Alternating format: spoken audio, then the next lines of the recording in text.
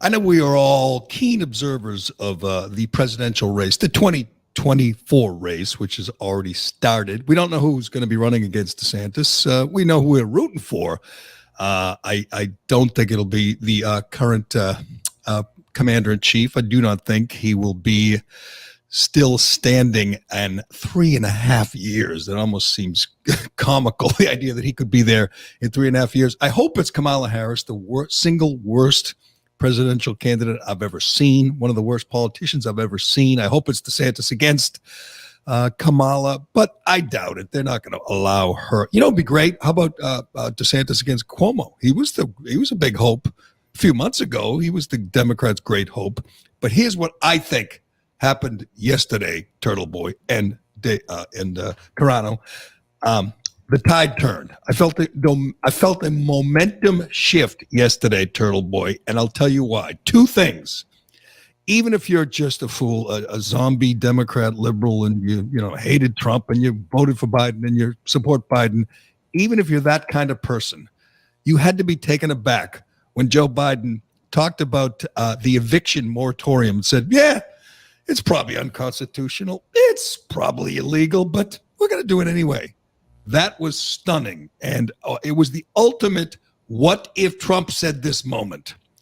And at the same time, or shortly thereafter, I believe, Ron DeSantis stepped up before the mic and had his finest moment, had a presidential moment when he shot back at Joe Biden. Can we listen to Ron DeSantis, Big D? What are we calling him? Heavy D, Turtle Boy? Is that his Heavy D? Heavy D. That's his official Heavy nickname. D stepped up and just counterpunched the empty husk of a man in the White House. And I'm telling you, I felt it right there and then. Lots of people, even serious Trumpkins said, Donald Trump's getting old. This guy's got all the strengths, all the good qualities of Trump without all the baggage. And I felt like this was the moment DeSantis kind of rocketed into the favorite, the top of the heap. In fact, I can't even think of anyone else I would want right now than DeSantis. But we'll get to the odds because those odds are going to change. But let's listen to DeSantis counterpunch Biden. If you're trying to deny kids a proper in-person education, I'm going to stand in your way, and I'm going to stand up for the kids in Florida. If you're trying to restrict people, impose mandates, if you're trying to ruin their jobs and their livelihoods and their small business, if you are trying to lock people down, I am standing in your way, and I'm standing for the people of Florida. So why don't you do your job? Why don't you get this border secure? And until you do that, I don't want to hear a blip about COVID from you. Thank you. That was so perfect because we talk all the time. Everyone talks about, COVID and COVID lockdowns and mask mandates and vaccine passports and everything else. If you're saying those things, and Jen Psaki says them every day, and Biden says them, mumbles them incoherently every couple of days, you have zero credibility as long as the southern border is open.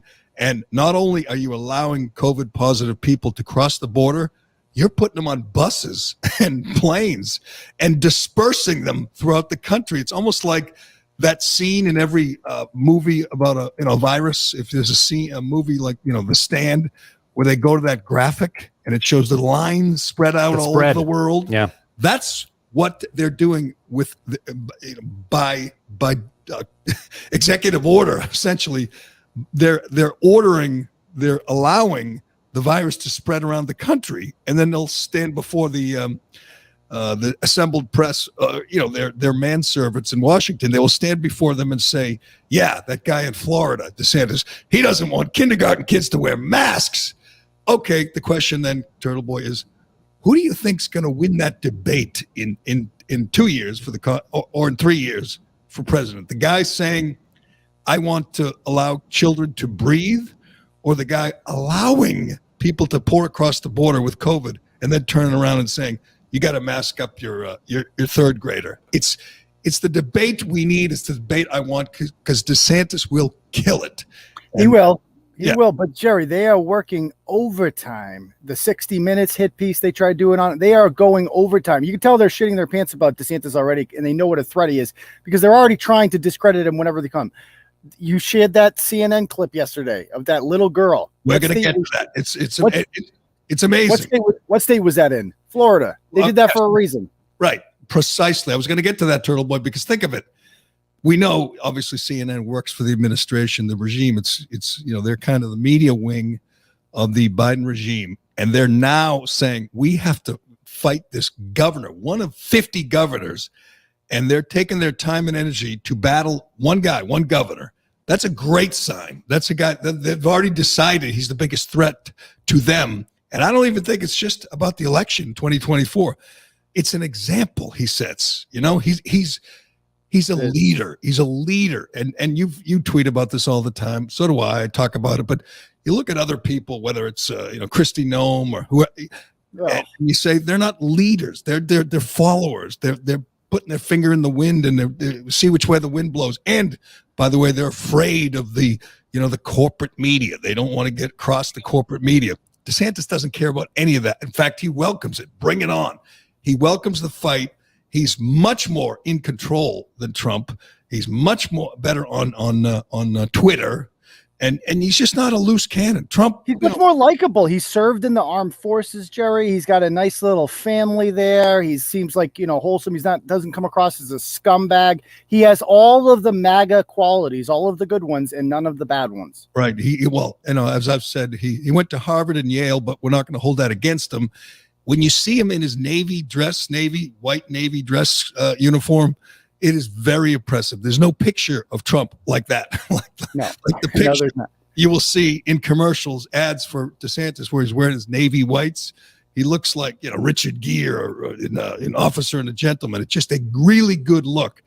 But I think the battleground, the fight is over COVID, and he is killing it as he had from the beginning. Right now, they're trying this orchestrated strategy where they want to make it about cases. Oh, the cases are exploding in Florida. The cases, and I think people are catching on that cases don't matter, as we've been saying for over a year.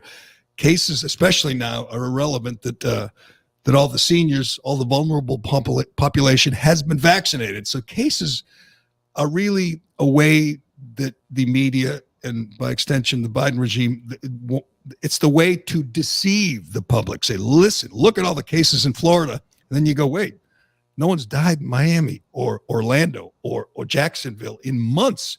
There are literally no deaths recently, just lots of cases, which means, college kids or 25, 28-year-old unvaccinated people got sick, got better, moved on with their lives. So it means it's the flu. It's just like a seasonal flu. Or even, or not even as bad if it's a kid. Flu is worse for children than COVID. And I think the more time goes by, the more info, even if you're an idiot, you don't read much, you eventually figure that out. A year ago, people thought cases, there's 10,000 cases in Duval County, and they thought it was a real alarming thing. People now know better. I mean, not everybody. There's people who support Biden, opening the border and letting. There's always going to be somebody who will support, the Biden regime, but they're figuring out that they don't really care about COVID. If they're letting people cross the border by literally by the hundreds of thousands, how could you turn around the next day and say, "Woo, we got to do something"? We got to shut down schools. We got to shut down businesses again. You can't. It's a winning issue, and it's by far the biggest issue. When you agree, Turtle Boy, looking ahead, you're always looking at the odds. It's the biggest issue, and DeSantis absolutely crushes it. And of course, but that's you're talking to people who listen to people like us, Gerry. A lot of people on the other team are watching CNN and are watching MSNBC, and they're getting a completely different version of what Ron DeSantis is and what people like. They are hearing the version of hospitals are overcrowded, and they're seeing that video of kids that want to wear masks, and Ron DeSantis won't let them wear masks. And he's going to kill us all. That is the message that they're getting. People believe that. People are that stupid. Yeah, well, do you think more than half the people believe that? Maybe. I mean, up where we live, obviously. Oh, we're a very stupid country. I don't hold that. It Absolutely. amazes me every day now. I see somebody driving with a mask, and it just amazes me. Yeah, those are the ones that get me too. I'm like, what are you doing? You're by yourself in your car. What are you doing? With a mask. Riding a bike with a mask on. Come on. There's a lot of that. We talked about this the other day, Turtle Blades. There's this weird inclination to fall in line without asking any question or without having any healthy skepticism. It's just, look at me. I'm willing to do what my president or my governor asks me to do. I'm willing to do it. And if you're not, you're selfish. I'm doing what it takes to protect my fellow man. And you look at him and you go, wait a second, you're running outside by yourself. You're walking your dog outside. What is wrong with you? And they look at you like, oh, you don't care about people getting sick and dying. I do. It's the strangest. Can I be clear? I don't care about people getting sick and dying. I just don't. I'm so sick of this. I'll just come out and say it. I know this is probably the wrong argument. I don't care if I give you COVID. I'm allowed to get you sick. There's this thing out there that like you have the right to do this, but you don't have the right to get me sick. Yes, I do. What do you think? How do you think people get the cold every year? Because they get each other sick. That's how freedom works. You interact with other human beings, and sometimes you catch stuff. Yeah, but there's a line there too. You can't give someone AIDS. I mean, that's a death. You can. Yeah, but not morally. I mean, there might be a legal precedent there, but you can't morally do that. So there is a line. There's a line. Like if you have COVID and you're sick and you're coughing, you shouldn't probably get on the elevator with 12 people. Of course, I wouldn't even call it illegal. I'd say a moral line. But Fauci invented the other day a right. You have a right not to have another person infect you. He said that. No, you don't. Said, what? Where is that in the Bill of Rights? I have a right. So you're right. By extension, you could say I have a right for you not to give me a cold, or not to give me the flu. And I should go out in public, and you should know whether you're sick. And if you are obligated to stay away from me. It's insane, but the most powerful bureaucrat in the world has declared a new right, and we'll get to powerful bureaucrats declaring rights, but we should get to this CNN piece because it's amazing. It is amazing. And we got some CNN stuff. Well, and we're going to do some CNN and some New York Times bashing today, which are my favorite thing. I just want to add on to your point too. So if it's illegal to give someone a cold to kill them, then what about putting a bunch of elderly with COVID into the same place? And that's not good either. No, but that's what I mean. It's like you can't have it both ways. If you're saying that you can't. What do you think is worse? What would you rather have, COVID or herpes? Oh, I'd rather have COVID. I'd rather. So then by that calculation, then we shouldn't be allowed to have frat parties because people might get drunk and spread herpes. Which is I'd much rather have freaking COVID if I was a 22-year-old than herpes. I just think there's a moral line there, but I'm agreeing with Gerry here on it's ridiculous to create a rule like that because then DeSantis is not DeSantis. Then of course Cuomo has killed a bunch of people, and you can't do both from the government. Right. Well, the rules have changed too because over 90% of people over 65 are vaccinated. The rules have changed, and by the way, so is the message. And we don't have to go over this again, but I saw the number last night. Have you seen the latest on how many African Americans are vaccinated? You can double check for me. Gerry, did you see my blog on this the other day? That's what we have to push with vaccinations. That forced vaccinations and vaccine passports are the new Jim Crow. It is amazing that you have these ultra liberals, progressives, hell, socialists like Bill de Blasio without condition, just saying, you can't, live your life. You can't participate in society without the vaccine. And I believe the latest numbers. Not your mayor, Kim Janey, came out the other day and said that she agreed with me. My girl said it's racist to do that. Right, which was amazing. Boston Mayor Kim Janey, acting mayor, said that vaccine passports are like slavery, which was unbelievable from a real hardcore progressive. But de Blasio, what he says is much more common and popular among liberals, that you must have a vaccine passport to do anything, to go to a restaurant, to go to a gym, to go to a store, to do anything, not to vote. You don't need anything to vote. No.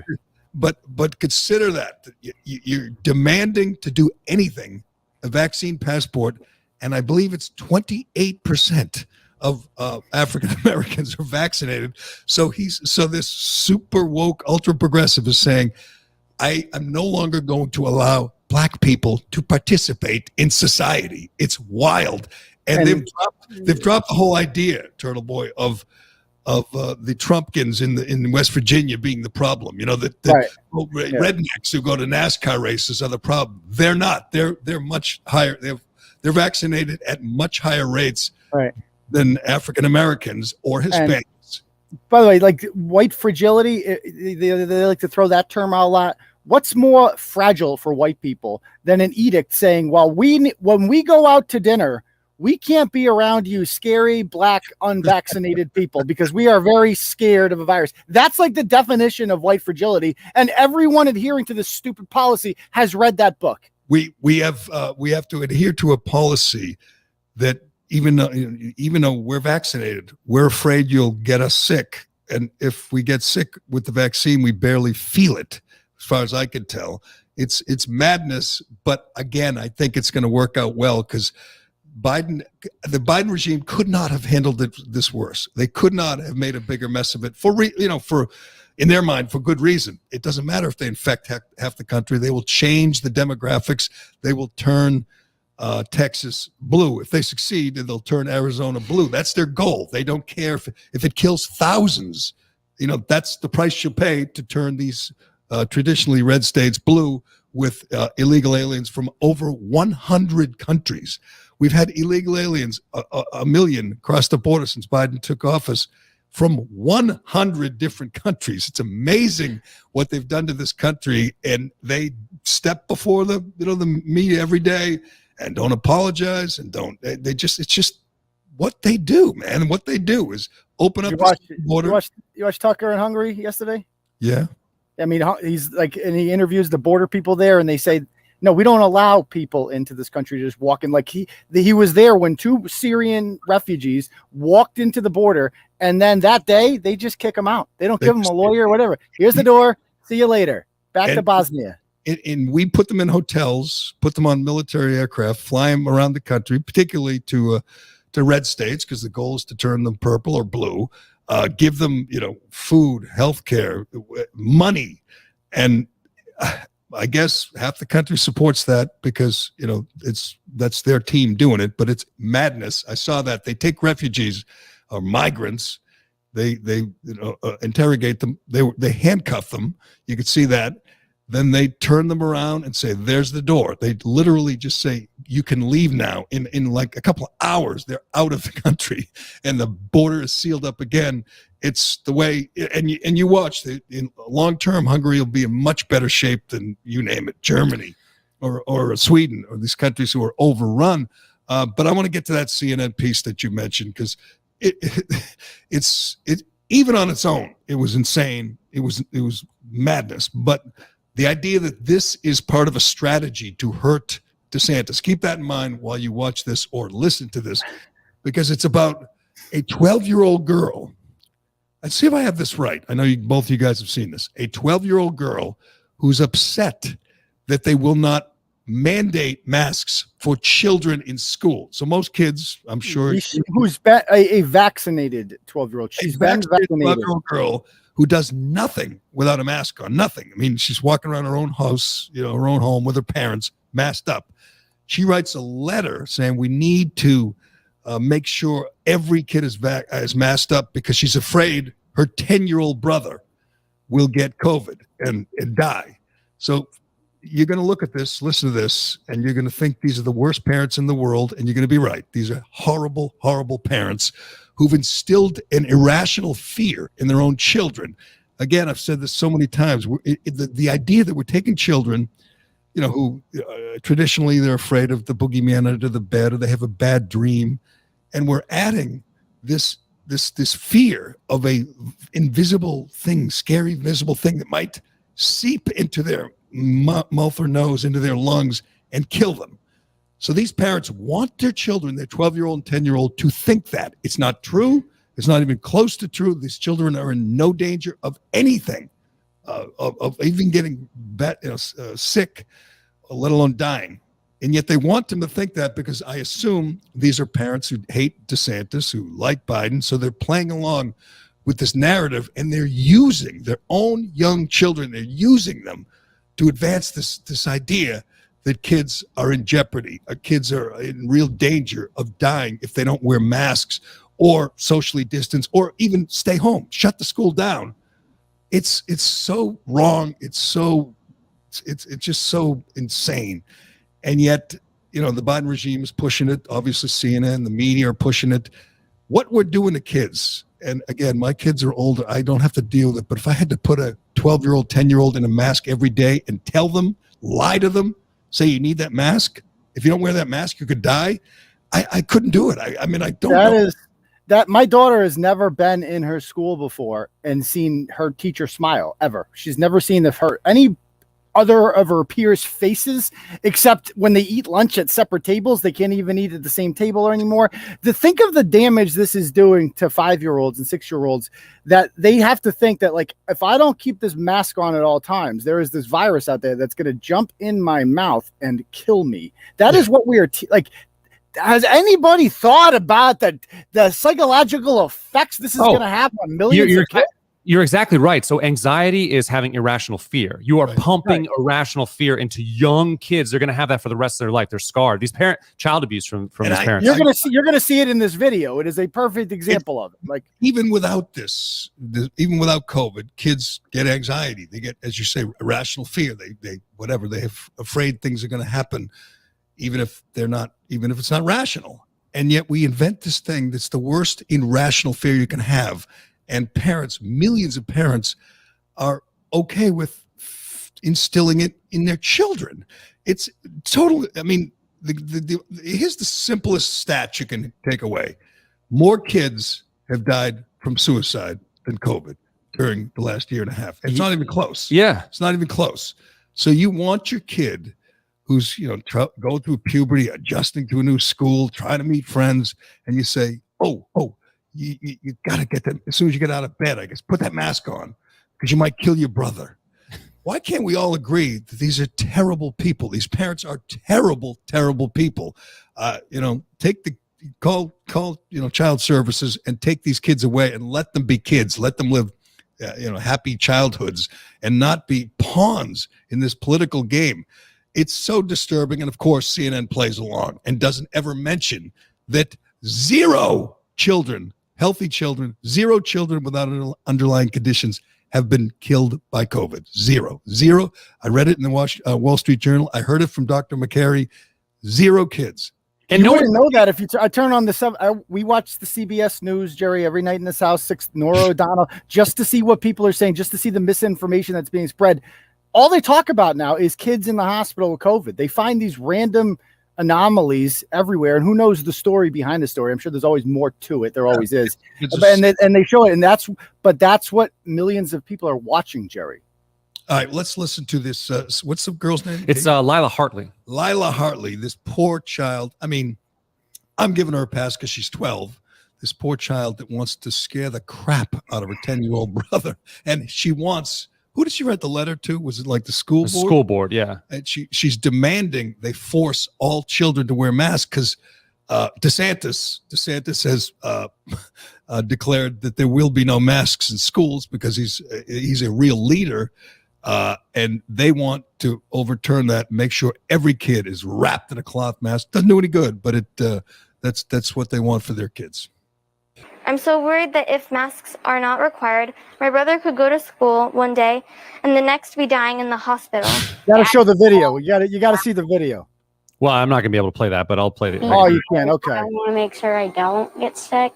Their father, Matt Hartley, wants Duval County Public Schools to mandate masks. I care about your kid as much as I care about my kid, and I don't want any kid to risk being hospitalized or getting long COVID symptoms or just being a part of our community spread. Masks for all in the fall! Mandating masks, however, would defy an executive order signed by Governor Ron DeSantis banning schools from forcing students to wear masks.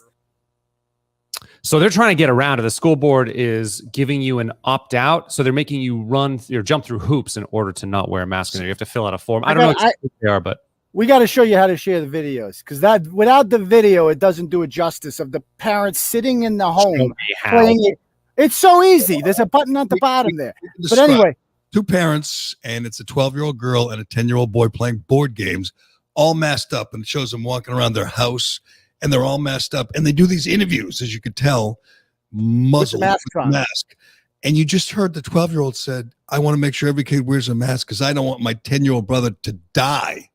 And nobody pulls her aside and says, honey, I know you care about your brother. He's not going to die from COVID. Never, ever. I mean, he could get it right now. You could give it to him in a spoonful. Here's some COVID, and he'll be fine. Your parents are lying to you. Your teachers are lying to you. If you allow if my daughter was upstairs and said, "Oh, Dad, I'm scared of the boogeyman under my bed," and I was like, "Well, you should be. Right? Maybe throw on this mask and he won't hurt you." Then I would be a terrible parent. That's the same freaking thing. You're like, there's nothing there to worry about, but and they're worried about it, and you're not doing your job as a parent to tell them it's all good. Don't worry, he's not going to die from COVID. Instead, you're encouraging this psychosis. What is wrong with you? You should have your kids taken from you forever. You're horrible. I think there's a monster in the closet, Dad. Yeah, there probably is. Yeah, sure. You know what? But if you throw on this mask, the monster can't get you. I think he's got a knife, and he's probably going to cut your head off, son. But we'll hope for the best. I mean, that and the guy is lying. The father, I mean, he doesn't seem like a total moron. He knows the truth, and he's lying to his own child to instill fear, to scare his own kids. Does he know the truth? I mean, I go back and forth on this one. Like, I think a lot of them believe it, Gerry. I think a lot of them just haven't been exposed to the data, and they don't follow Alex Berenson on Twitter. They don't follow the people that we do. They're not seeing this stuff. They're following Joy Reid, who's not telling them any of this stuff. There's some of that too, but I think this guy knows what he's doing. He knows. I'll guarantee you, they would, CNN would never do this. You looked into him. I guarantee he's a political activist. He says he's a very vocal Democrat, and Duval County probably feels like he's outnumbered, and he's fighting the DeSantis machine. And he says, what we got to do? We got to scare the kids, because DeSantis is getting a lot of credit for this executive order banning masks. He's getting a lot of credit from free people, and they're trying to just advance this counter argument that kids could die when it's not true. It's one thing if you said, old people or fat people could die, which is obviously true, but you're lying to kids, not just lying to them, scaring the hell out of them.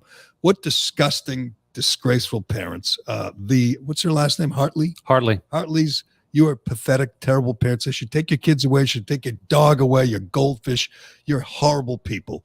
If they actually wanted to save lives, Gerry, if they were, because they're willing to violate civil liberties, right? So if they're actually serious about saving lives, the government should institute concentration camps for fat people. If they care, I'm not saying they should, but if they gave a shit about the facts and the data and the science, that's what they would do. They would say, you're going to this camp until you reach this BMI, and then you can go, because you're not safe out there. This is much more risky for you. But we're afraid to do that. Instead, we tell perfectly healthy people who exercise all the time, you need to be worried about it when they don't. Or look at these 12 and 10-year-olds. They're the best example you can find of someone who is not susceptible, who is not going to be affected by this virus, and yet we're telling them they could die. It's madness. I think history will look back. And there'll be a few things that we remember and just are baffled and bewildered by. The idea that a disease, a virus that particularly affects the obese, fat people, kills them. The reaction to that was, let's close all the gyms. Let's stop playing sports. Let's make sure McDonald's and Wendy's and Popeyes stays open. That was the reaction from your local government, from your state government. Close the gyms, leave McDonald's open, and ban, stop playing youth soccer. Close the parks. Hell, fill the skate parks with sand so kids can't go skateboarding. Where do they get the virus? Where does 90% of people get the virus? At home. So we tell them, you can't go to the gym, stay home, and get fat and get sick. That was the Just reaction. go to Walmart and pick up a couple things and a side of COVID, and then come home and infect grandma. That was the plan all along. It's insane. Pick up a big bag of Cheetos and like some Yoo-hoo and go home and lock yourself away. That was the reaction. And yet people a year and a half later still say, Daddy government, governor, mayor, president, tell me what to do. Dr. Fauci, tell me what to, Rochelle Walensky, and we'll get to her. Tell me what to do. It's very disheartening when we think, again, the level of compliance is frightening. But to his credit, Gerry, our governor, for now, I mean, people always complain about Baker. We've complained about Baker a lot. Be happy right now that you have Baker instead of the Democrat, because a Democrat would have gone full Whitmer and shut this state down by now and had mask mandates. And Charlie Baker, to his credit right now, for now, is holding the line and not making kids wear masks. And tell that to the 10,000 small businesses that were shut down, shuttered, for now. by this fraud. He is. I'm not giving him zero credit, but and I'm hoping he does. I would never. Are you going to vote for him? You going to vote for him? If Baker against any Democrat, I would vote for Baker. I do what he does. I will do what he did in the presidential election. I will leave it blank. But I want to get to CNN, the other good CNN story. But Rochelle Walensky, this is amazing. And again, the thing that drives me the craziest, Turtle Boy and Carano, is that it doesn't faze some people. They're not upset. They watch an unelected bureaucrat, Rochelle Lewinsky from Boston, Harvard, whatever she was, professor, Harvard-trained expert in medical and in public health. She said, we're not going to make people pay rent. You don't have to pay rent. And everyone said, oh, wow, the eviction moratorium is extended. And Cori Bush and Ayanna Pressley and AOC are dancing, literally dancing in the street to celebrate the fact that the federal government, by fiat from a bureaucrat, is going to crush the life out of small landlords, small people, blue-collar people who have a two-family house just trying to make a living. And the government said the people renting from these small landlords, we're good. A year and a half into this pandemic, you don't have to figure out a way to pay your rent. We're just going to put that on hold. No more rent. And if you watch the right channels, if you're watching Fox News or reading, the New York Post or following the right people on Twitter, you hear horror story after horror story about just terrible people who haven't paid rent in a year and a half, who are trashing these apartments. There was a guy on it from this morning I was watching, a landlord from North Carolina who his tenants refused to pay rent because, Rochelle Walensky said they don't have to. And he said the guy has 3 boats. He has 3 boats. And when his air conditioning broke, he demanded the landlord fix it. And what you really have to look at is the punishments for the landlord if they don't do it's crazy. What Rochelle Lewinsky demanded they do. You say they can go to prison. $99,000. So $99,000. So $100,000 and a year in prison. If the person you evict doesn't die, but if the person that you evict dies at some point in the future, which we all do, it could be up to $250,000 in a year in prison. So crazy. And get hit by a bus and you go to prison. But why would you pay your rent? You wouldn't. Just to stave off the confrontation, or if you're a good person, you do it, or just stave off. Do you owe it back pay? Like, do they add it on at the end, or is this completely debt forgiveness? They add it on, and there'll be a big number, and you won't pay it because all the government cares about this federal government, the squad, this hack Rochelle Lewinsky. They care about the deadbeats and the squatters. The thought that some poor guy put his life savings into buying a 3-family home and fixing it up and renovating it and renting it out, that person doesn't matter to them. That person who's hardworking, entrepreneurial is irrelevant. It's all about the deadbeats and the squatters who refuse to pay rent. And they say, we can't make them pay rent in the middle of a pandemic. And you say, wait a second. Does the landlord have to pay his mortgage? Does the landlord have to pay his taxes? Of course. Why can't people pay? Are people still out of work? I don't understand. Like what job doesn't exist now because of the pandemic? I suppose people lost their jobs for a while. A lot of small businesses went under too. They worked in restaurants, they worked in gyms, and they're laid off. But it's a good question.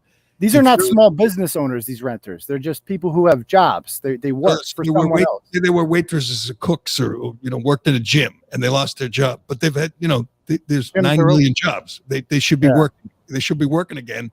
They're just taking advantage of this moratorium, this edict from this hack, Rochelle Walensky, which is amazing when you stop and think about it. Nobody elected her. Nobody voted for her. And yet she could tell people that their property is no longer their property. It now belongs to the squatter.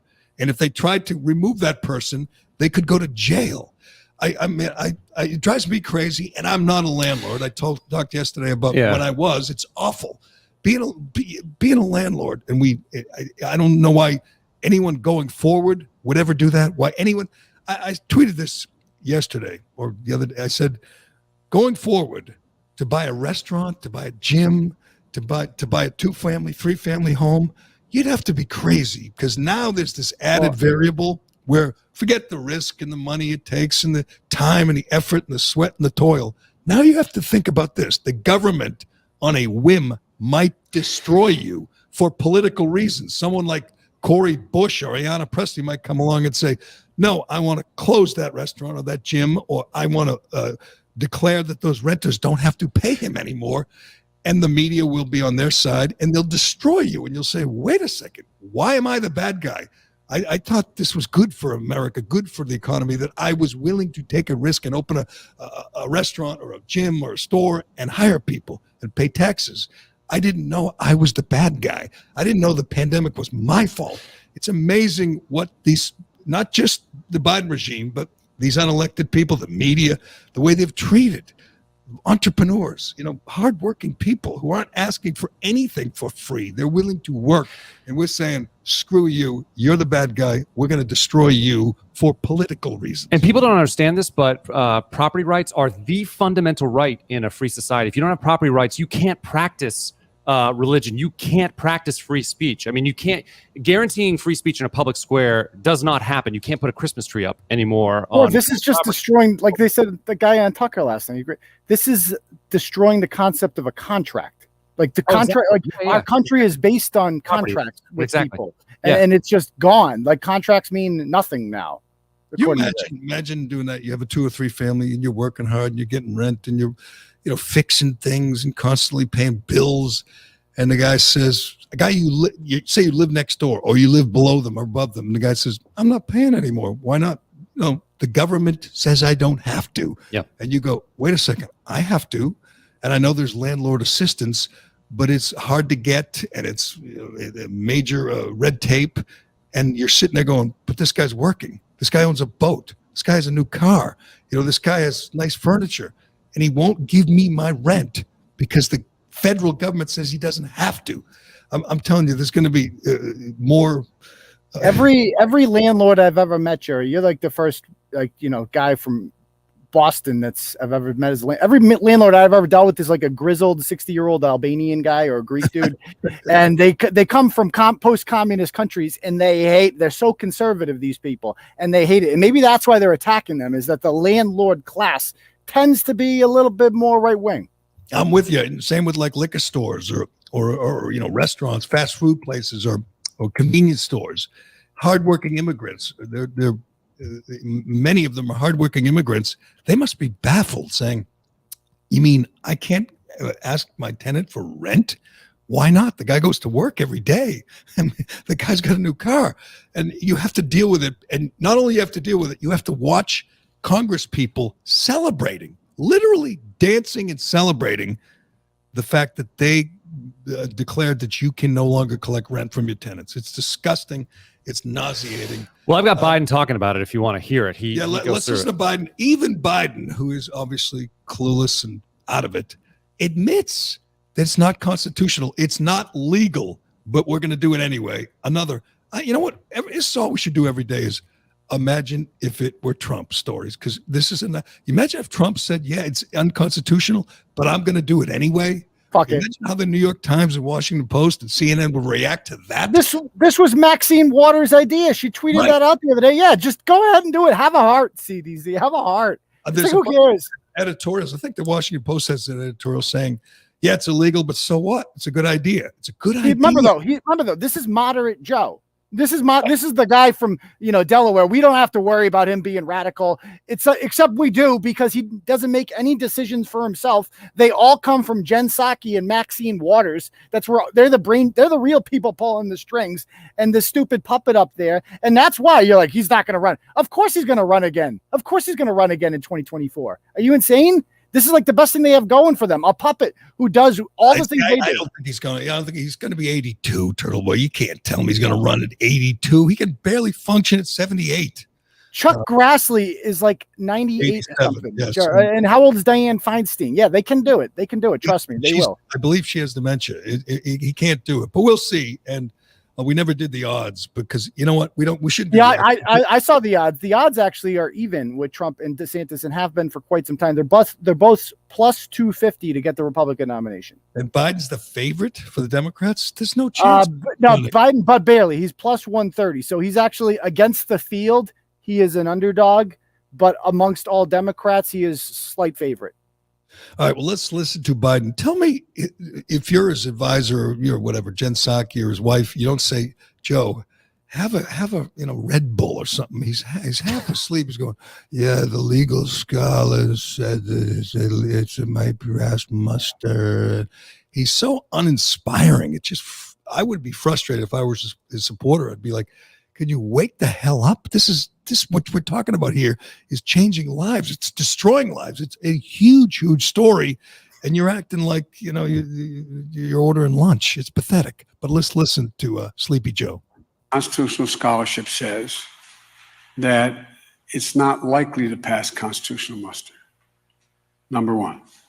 But there are several key scholars who think that it may, and it's worth the effort. But the court's already ruled on the present eviction moratorium. So I think what you're going to see, and I want to make it clear. I told you I would not tell the Justice Department or the medical experts or scientists what they should say or do. So I don't want to get ahead. The CDC has to make this. I asked the CDC to go back and consider other options that may be available to them. So that's the first cut. I have a second one too, where he talks about, well, do you want to hear it? Sure. All right. So this one's the juicier one in my mind. You have been informed they're about to make a judgment as to potential other options. Whether that option will pass constitutional measure with this administration, I can't tell you. I don't know. There are a few scholars who say it will, and others who say it's not likely to. But at a minimum, by the time it gets litigated, it will probably give some additional time while we're getting that $45 billion out to people who are, in fact, behind in the rent and don't have the money. So he's saying it doesn't matter whether it's constitutional or not, because we'll give them some runway for a few months. What he's saying there is that, a lot of constitutional scholars, whoever these people are, tell me that I can't do this. But then I talked to another constitutional scholar, and he told me I might be able to. So I don't really know. I don't know. Can you blame me? I talked to Lawrence Tribe and Cornell West, and they said I could do it. So I said, okay, all right. It's just outrageous. But this was the selling point with Biden, and this is what he always does. He doesn't make decisions for himself. He's like, I'm going to listen to the scientists. I'm going to listen to the experts. And people wanted to hear that because Trump just did whatever the fuck he wanted to do. And they're like, but literally the entire Biden administration is based on I don't make decisions. People just tell me what to do, and I do it. Smart people.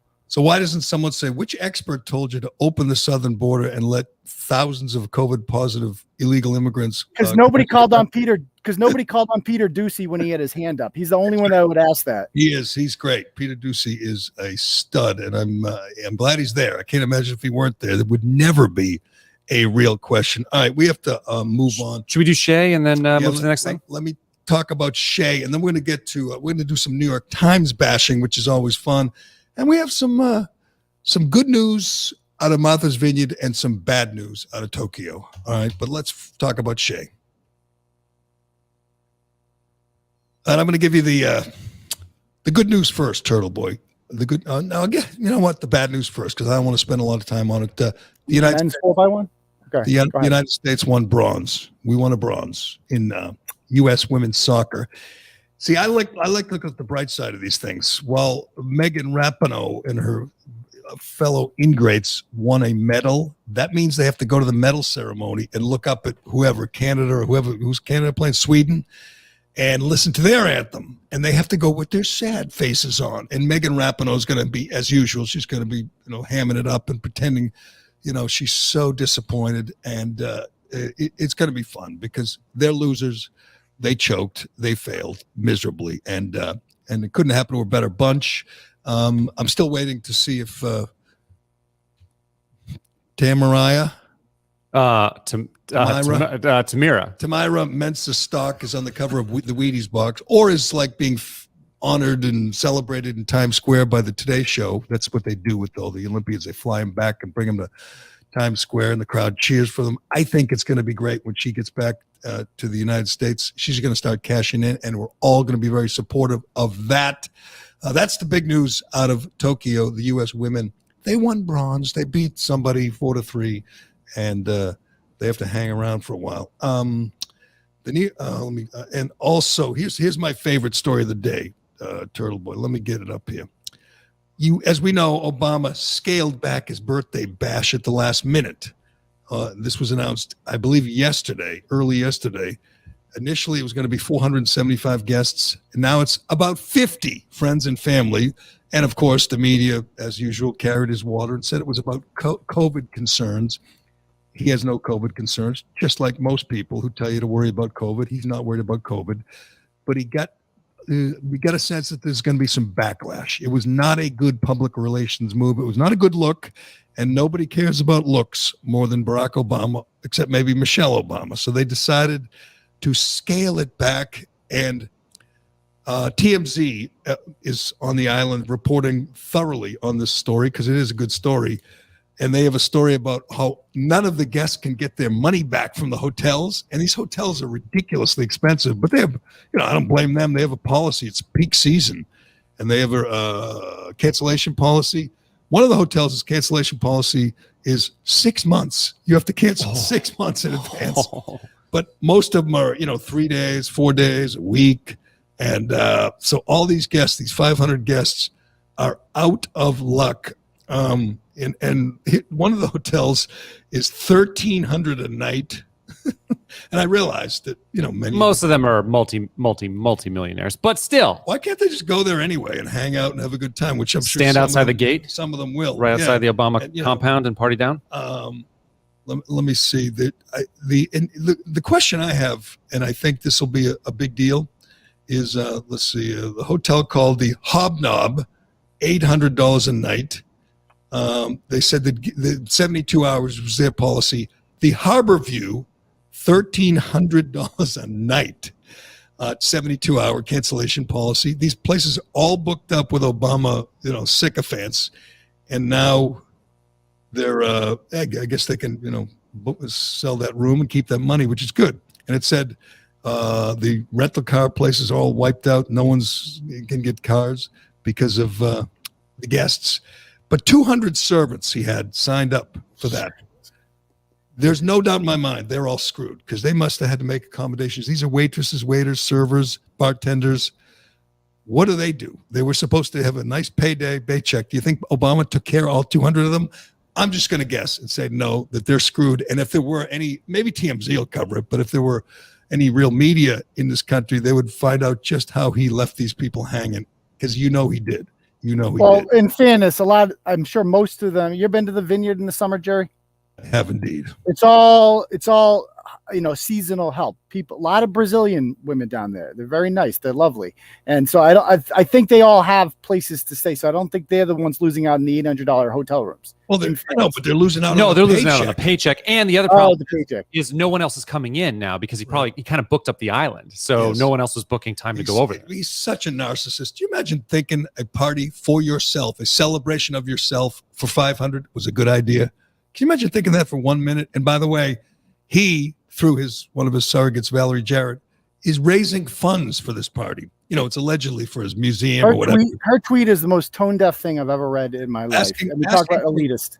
Would she ask for $6 or $600? Yeah, for their Obama library, which is going to be just, why can't Obama just pay for the library himself? Why can't he's a multi-millionaire. He's a liberal. They don't pay for things themselves. You think John Kerry pays for things themselves? Do you think the Kennedys ever reach into their wallet? Of course they don't. They're looking for you suckers out there to send them a check so you could pay for his 60th birthday party. I'm still hoping for a nice tsunami, nice tidal wave. Has there ever been a tidal wave on Martha's Vineyard? I don't know. Just to wipe the whole thing out. Maybe sometime in history. But I think there's thunderstorms in the forecast because, God doesn't like this either. God, this level of it's one of the 7 deadly sins, narcissism. But too bad for all those guests. What's Dr. Fauci going to do now? He was counting on going there and partying with, Obama and George Clooney and Pearl Jam and Oprah.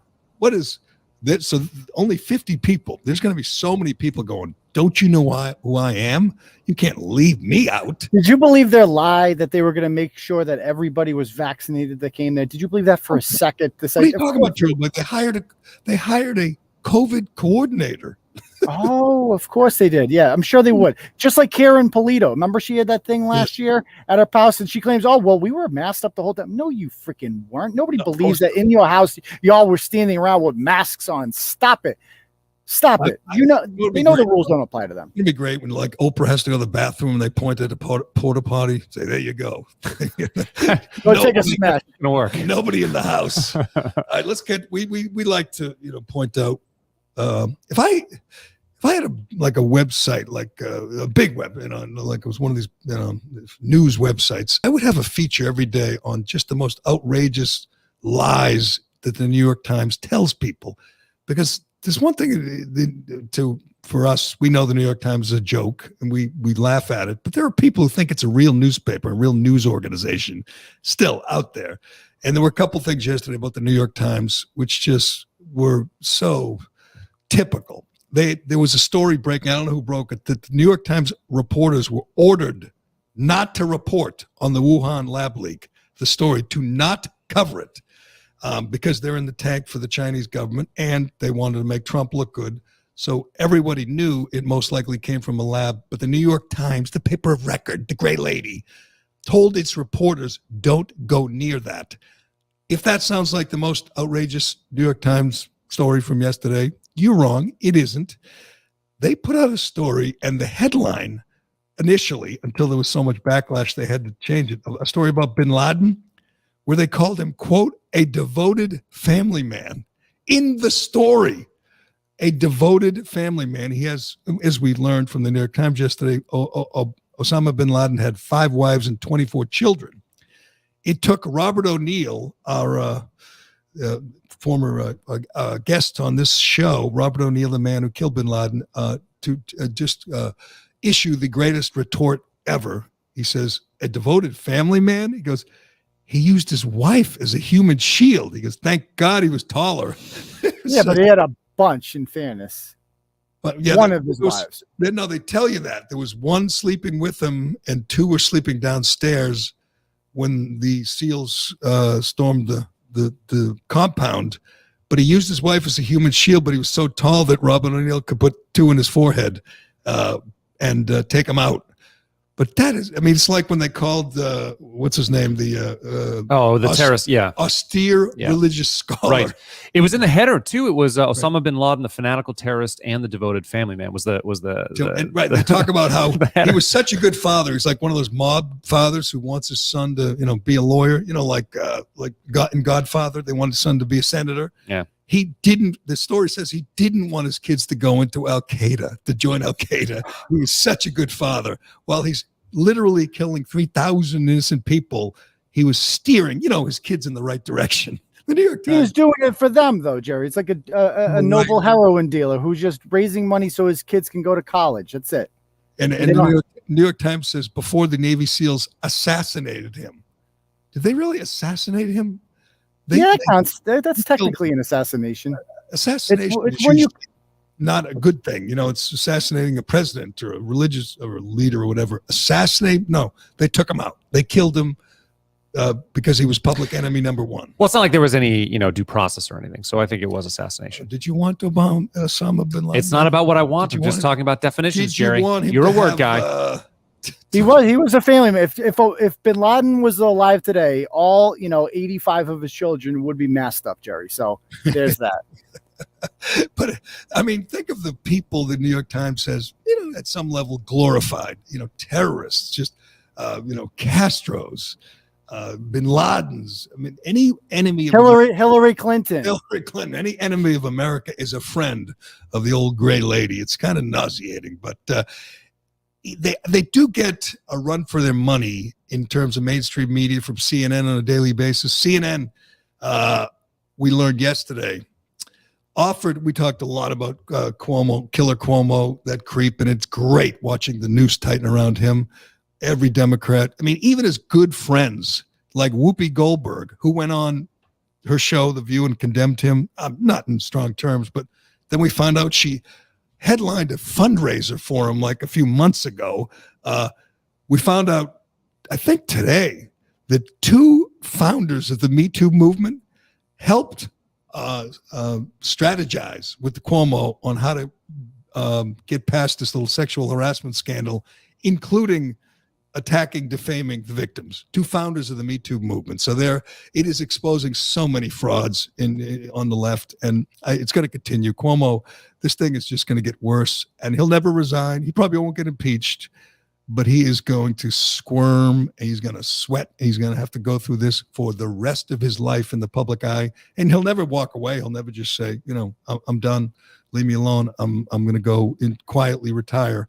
But his brother, as we know, who's almost as disgusting as Andrew Cuomo's, Chris Cuomo, the musclehead, liar, the guy who pretended he was quarantined and everything else, CNN offered him time off so he could help his brother. So they offered to give him time off from being on TV every night doing the news to go work with his brother on how to destroy the women who are accusing his brother. As a formal advisor. Yes, as a formal advisor to the governor, I guess. To the governor. He would go there, he would help, find dirt on the women and blackmail them and try to make them go away. Kind of like George Stephanopoulos did for Clinton, have the bimbo eruption department where you could find, look into the backgrounds of all the, 23-year-old women that he was groping and get them to shut up. That was the offer they made to Chris Cuomo, and he didn't take it. He goes on TV every night, and there's an amazing handoff from 2 nights ago when Cuomo does an hour on whatever, on the COVID, and then hands it to Don Lemon, and Don Lemon says, I love you, brother. I love you, brother. You're great. They tell each other they love them like all the time. And the first second they go from the 2-shot with the 2 heads to the 1 shot of Don Lemon, he says, whoa, Andrew Cuomo's in trouble. Not one mention for an hour. Not from Chris Cuomo's show. No. As soon as Don Lemon starts, the first thing he says is Andrew Cuomo's a pig, essentially.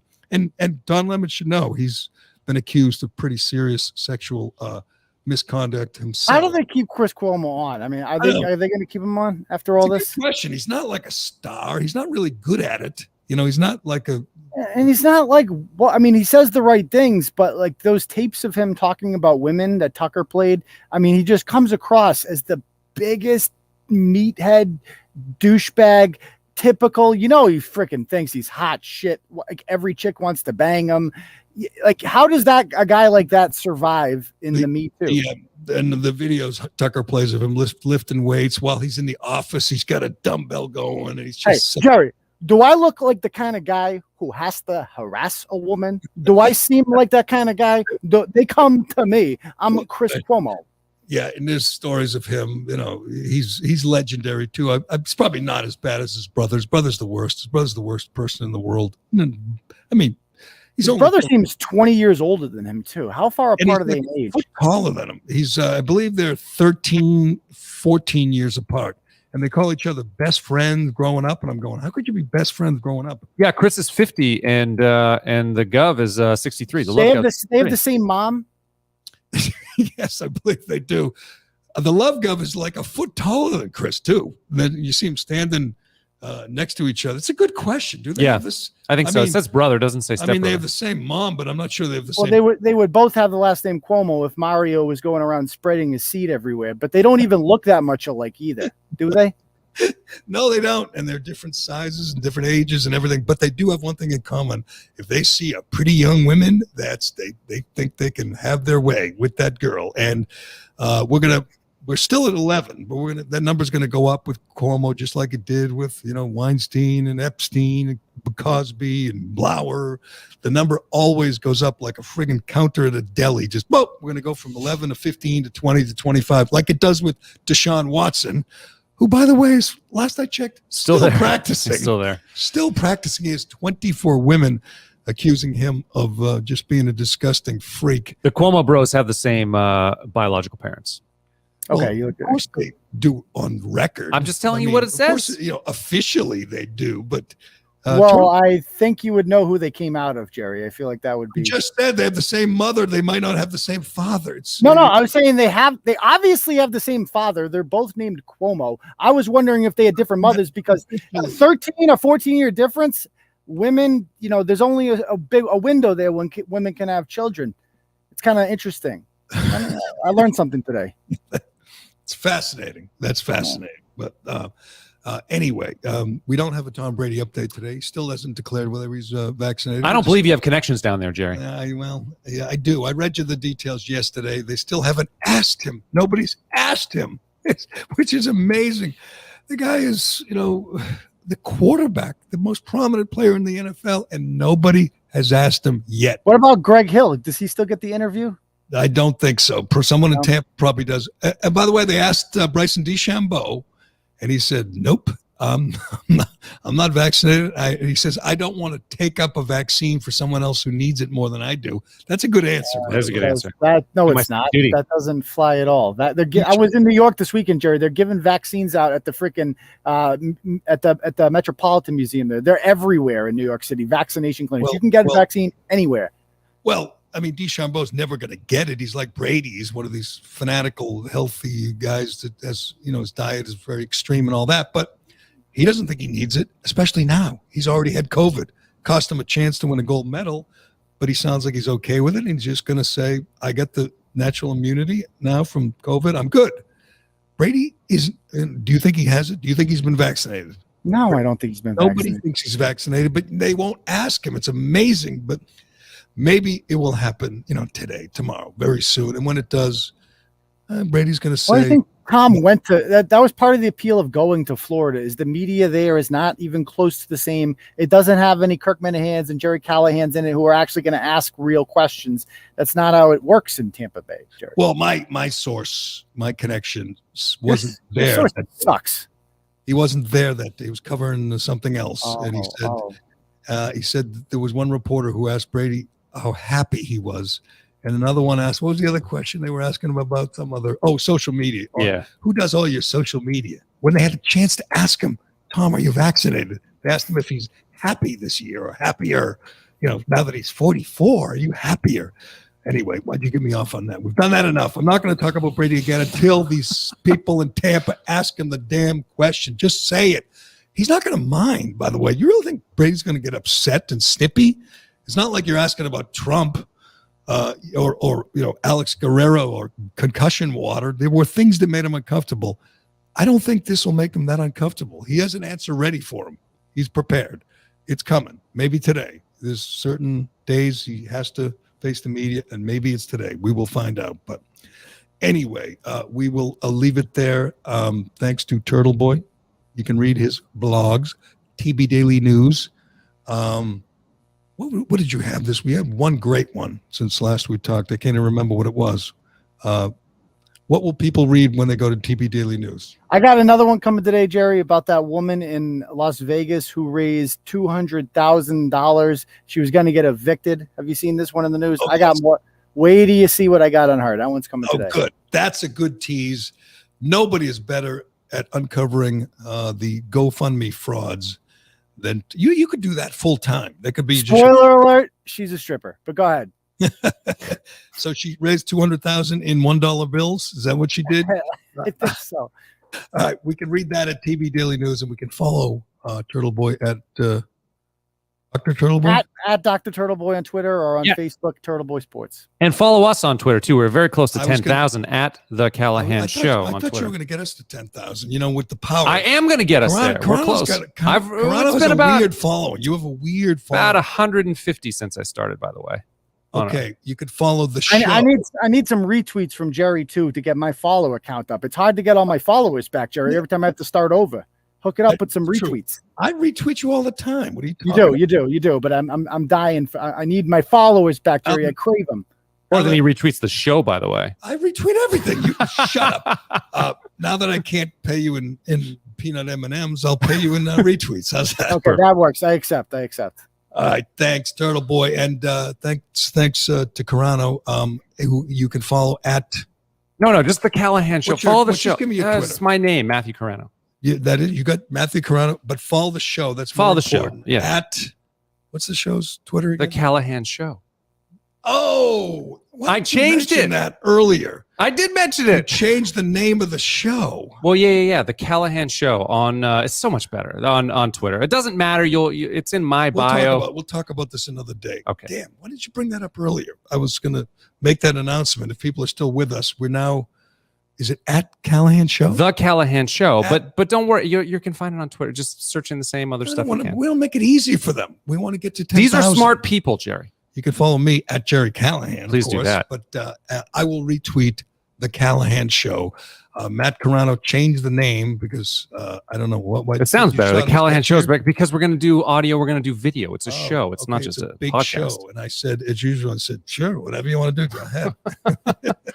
It's true. All right. Thanks to DCU at Shea Concrete. Thanks to everybody for listening and watching and commenting. A lot of comments. I haven't read a single one. Have you? Any good ones? Yeah. I converse with them a little bit. Do many things at once. Other thing, if you follow the show on Twitter, you might be able to converse with Matthew Carano while we're doing it live.